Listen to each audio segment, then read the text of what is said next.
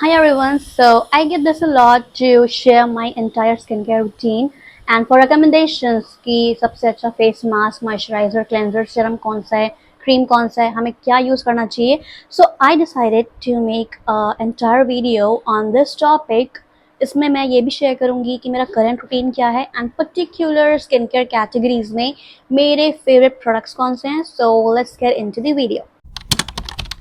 So my current face wash is this Dr. Shades Ceramide plus Vitamin C face wash. ये थोड़ा drying है तो for drying skin I won't recommend this, but for normal skin and combination skin I think you all can literally go for this one.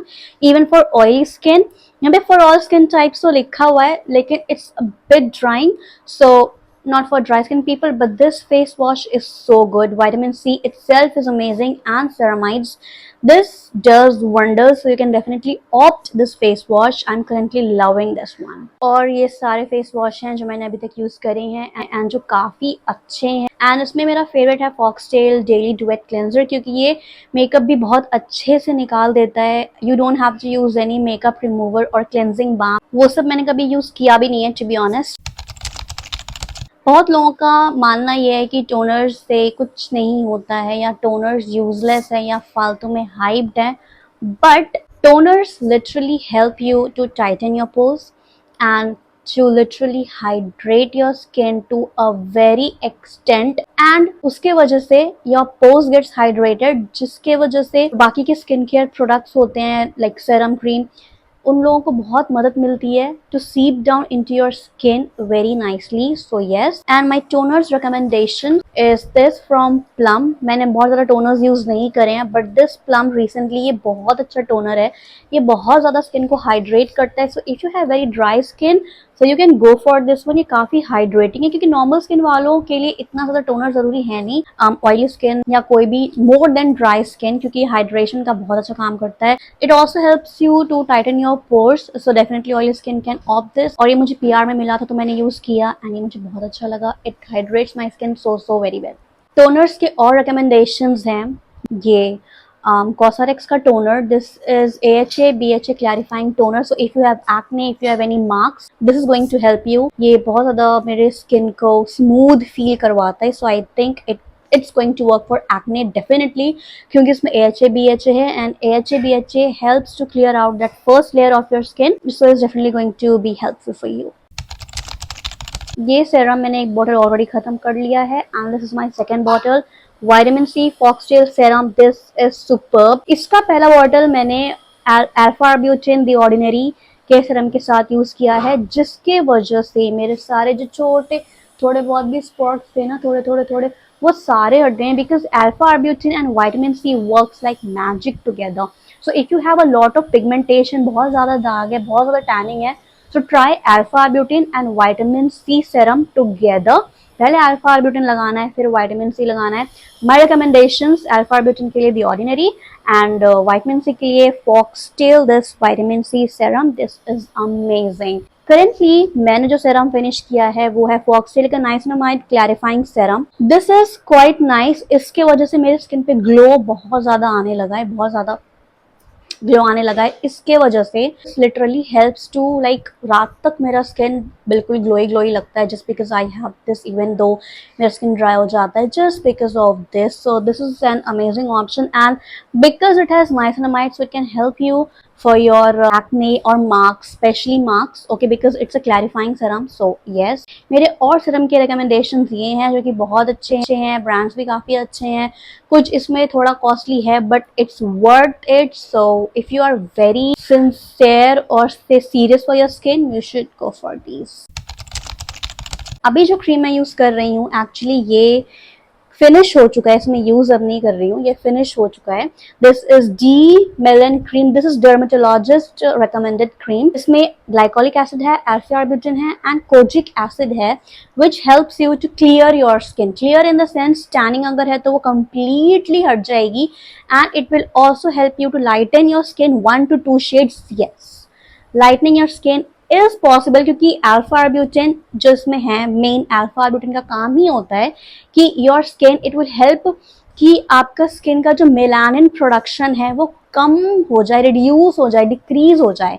Okay, melanin production decrease हो जाएगा तो darkness skin पे नहीं आएगी। सो ये alpha arbutin का काम ही होता है, which this cream does very well. मेरा पूरा फिनिश हो गया, I think I like it, I like it. Tanning थी मुझे, वो कंप्लीटली हट गई है। Just look at my skin, सच बता रही हूँ मैं।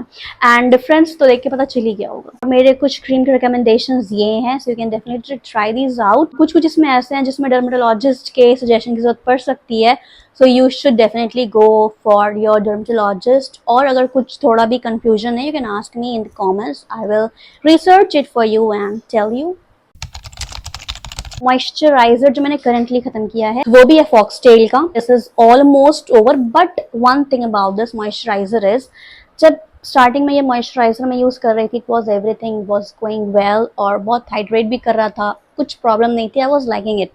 मुझे ऐसा लगा था कि मैं शायद इसे सेकेंड परचेज भी करूंगी, लेकिन एंड होते होते ये मेरे स्किन को इतना इरिटेट करने लगा, इतना ज्यादा बर्निंग, आई डोंट नो।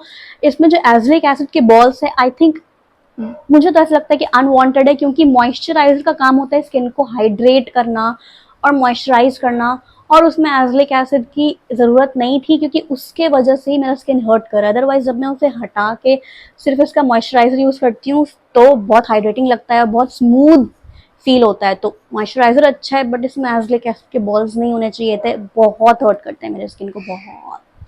तो अभी इसके बाद मैंने परचेज कर लिया है एक्वालॉजिका का मॉइस्चराइजर, क्योंकि एक्वालॉजिका के बारे में मैंने काफी सुना है। इवन तो आज तक मैंने एक्वालॉजिका का एक भी प्रोडक्ट यूज नहीं किया है, बट जब बात मॉइस्चराइजर की आती है तो मैं ऐसी हूँ कि मैं डिफरेंट ब्रांड्स पे जाती रहती हूँ, क्योंकि अकॉर्डिंग टू मी मॉइस्चराइजर का काम होता है हाइड्रेट करना, और हाइड्रेटिंग प्रॉपर्टीज हो सिर्फ उसमें तो वो अच्छा है। So I get any moisturiser that I feel कि बहुत ज्यादा हाइड्रेशन दे सकता है। सो अभी मैंने ये ले लिया है क्योंकि बहुत ज्यादा ट्रेंडिंग पे था ये,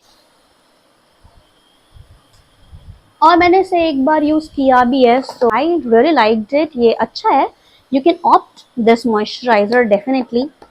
और मेरे कुछ मॉइस्चराइजर के रिकमेंडेशंस ये हैं, you can definitely go for this moisturiser as well. They are disgustingly hydrating, like too hydrating, you can definitely go for this. First of all, first thing, बिना सनस्क्रीन के आप कुछ भी लगा लो, कोई फायदा नहीं है। सनस्क्रीन प्रोटेक्ट्स योर स्किन, तो अगर प्रोटेक्शन ही नहीं रहेगा, उसके अलावा कुछ भी स्किन पे रहेगा, तो कोई फायदा नहीं होने वाला है। सो sunscreen has to be the most important thing in your skincare routine. So sunscreen is very important. So the correct selection of sunscreen is very important. Currently मैं sunscreen use कर रही हूँ, वह Dr. Sheets का केसर and kojic acid sunscreen. This sunscreen is a little bit greasy. मुझे ये इतना ज़्यादा अच्छा नहीं लगता है, but yes, I think it does protects my skin.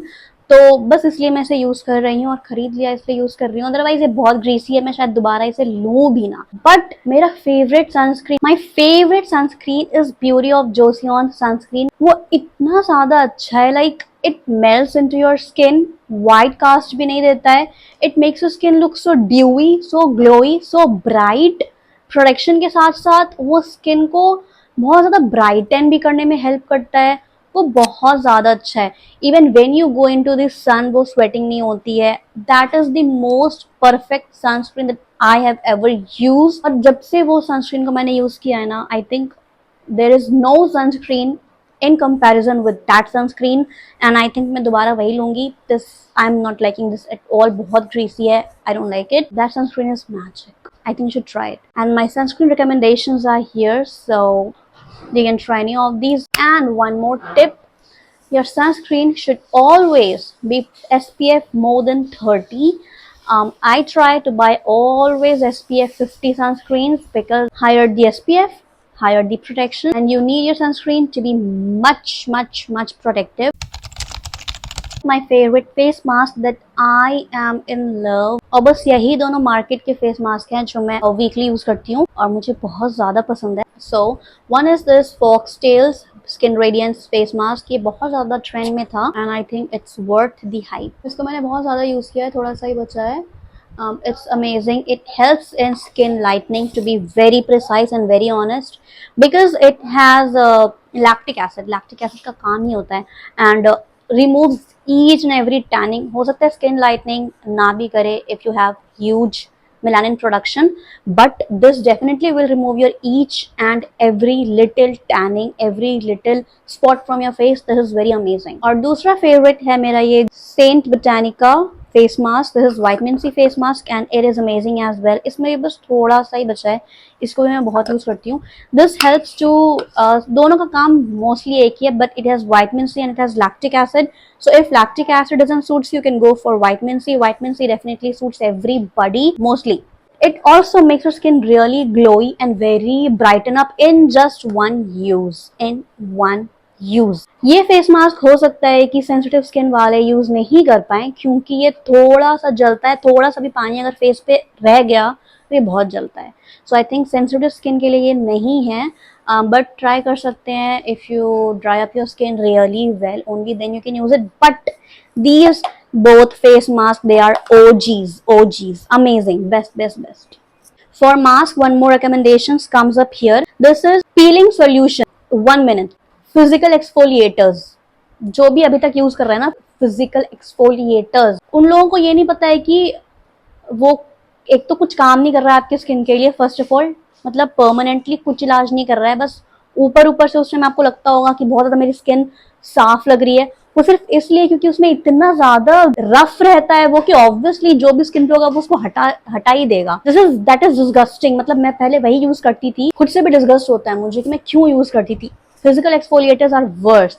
Chemical exfoliator में ये होता है कि एक तो ये आपकी स्किन को डीपली क्लीन करता है, ओके, एंड टैनिंग को तो बहुत अच्छे से रिमूव करता है, स्किन लाइटन में भी हेल्प करता है डेफिनेटली. और इसमें क्या है कि ये लॉन्ग टर्म का आपको फायदा देता है. आपका अगर स्किन इसके वजह से टैनिंग हट रही है तो वो लॉन्ग टर्म के लिए हट रही है. फिजिकल एक्सफोलिएटर्स की तरह नहीं कि बस उस टाइम ही पता चल रहा है और उसके बाद फिर से स्किन वैसी हो गई. No, Pilgrim is the best peeling solution affordable में. इससे कम का मैंने पीलिंग सोल्यूशन अभी तक देखा नहीं है, and this is very good. मैं इसे यूज करती हूँ एवरी 15 डेज यानी कि twice a month, and this is very good, amazing. Retinol is the key to success of my skin, which is the real truth. ये retinol use करने के बाद मुझे रियलाइज हुआ है कि रेटिनॉल कितना अच्छा होता है स्किन के लिए. मतलब रेटिनॉल के बहुत सारे प्रॉपर्टीज हैं. It does not only work for your skin ageing, no, skin brighten में भी रेटिनॉल ही हेल्प करता है. स्किन पे अगर कुछ एक्ने मार्क्स कुछ भी है तो उसको रिमूव करने में भी रेटिनॉल बहुत अच्छे से काम करता है. स्किन पे शाइन लाने के लिए रेटिनॉल काम करता है. when you start using retinol regularly and when you wake up after a week का कहने का मतलब है कि after a week almost your skin will literally shine with just a splash of water on your skin. Retinol is the OG of every skincare product I have ever used. And retinol 20 या 22 plus को ही use करना चाहिए. And उसका एक proper guide होता है. बिना guidance के रेटिनॉल को यूज मत करना. उसका एक प्रॉपर गाइडेंस होता है. तो अगर रेटिनॉल स्टार्ट करना है तो लेट मी नो एंड मैं हेल्प कर दूंगी. और रेटिनॉल पे बहुत सारे वीडियोस शॉर्ट्स हैं ऑलरेडी मेरे शॉर्ट्स. एंड स्पेशली सब रेटिनॉल नहीं, मैंने डॉट की का रेटिनॉल भी यूज किया है. इसने कुछ नहीं किया है मेरे फेस पे. जो रेटिनॉल मुझे पसंद है वो है रिकील का retinol. This is 0.3% because I am not a beginner. मैंने 0.1% की दो बॉटल्स पहले ऑलरेडी खत्म कर चुके हैं. सो मैं 0.3% यूज कर सकती हूँ because my skin is use to it now. इस रेटिनॉल के अलावा मैं कोई भी रिकमेंड नहीं करूंगी क्योंकि मैंने कोई और यूज किया ही नहीं है, क्योंकि मैं इससे हटना चाहती ही नहीं हूँ. ये बहुत अच्छा है. एंड डॉटन की retinol is not at all good. कुछ नहीं किया उसने. वो पूरा बॉक्स मेरा वो अभी भी रखा हुआ ही है. It helped me with nothing. उसके रहते हुए ही मैंने इसे लिया था. And this is love. ये देखो खत्म भी होने वाला. This is love. सो या, एंड रेटिनॉल यूज करने का एक प्रॉपर गाइडेंस है, तो उसमें मुझे एक अलग से वीडियो बनाना होगा. इफ यू वांट मी, मैं बना सकती हूँ पूरा ट्यूटोरियल कैसे क्या सब कुछ रेटिनॉल को लेके. So do let me know. ये था मेरा स्किन केयर रूटीन जो मैं कर रही हूँ, और मेरे रिकमेंडेशंस जो प्रोडक्ट्स हैं, जो प्रोडक्ट्स आपको भी हेल्प कर सकते हैं. But before using these products, या तो कमेंट्स में आप अपने प्रॉब्लम्स क्वेरीज मुझसे पूछ सकते हो, या तो do a little bit research on those products अपने स्किन के हिसाब से कि आपके स्किन पे सूटेबल होगा कि नहीं. क्योंकि जरूरी नहीं है, मेरा नॉर्मल स्किन है, आपका सेंसिटिव है, एक्ने प्रोन है, ऑयली है, तो ये सबको सूट नहीं कर सकता है. But this is my recommendation. These are the best products that I have ever used. So yeah, that's it for the video. And if you like the video, please like, share, subscribe to my channel, because मैं skin care का ही shorts tutorials हमेशा post करती हूँ. Every day shorts. और अब तो शायद वीकली वीडियो भी आए मेरा. So yes, please do subscribe and support. Love you.